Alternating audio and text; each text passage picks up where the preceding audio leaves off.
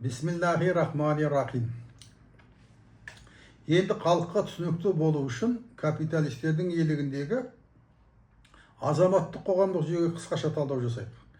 Абайдың егер адам байлықты қуса, онда тапса да, таппаса да өзінің адамгершілік қасиетін жоғалтып, хайуаннан асқан жыртқышқа айналатындығын айтып, қазіргі азаматтық қоғамға өз бағасын беріп кеткен.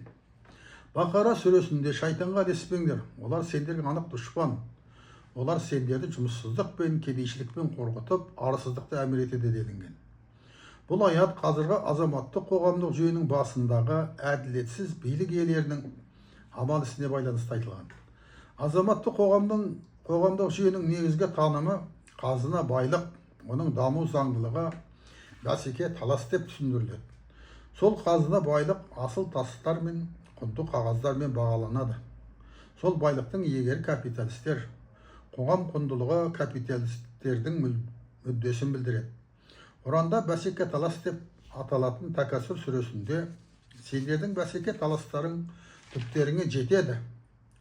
Құдайларыңды ұмытып, адам өлтіруге дейін барасыңдар деп нақтылы айтылған. Капиталистер қоғам алдында қойған мақсатын бәсеке таластан тұратын жекешелендіру саясаты арқылы жүзеге асыруда. Ондағысы халықтан жерді, билікті өз иелігіне көшіру, халықты жерден, биліктен ажырату, оларды өз байлығына, өз билігіне тәуелді ету, оларды ашса алақанда, жұмса жұдырығында ұстау.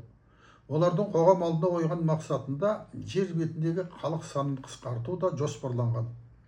Біздің өткен ата-бабаларымыз қоғамдық жүйенің басына ашкөз биліктің келуін ақыр заманда жалғыз көз тажалдың жер бетіне шығуы деп бағалаған. Пирамида масондық ашкөз биліктің нысандық белгісі.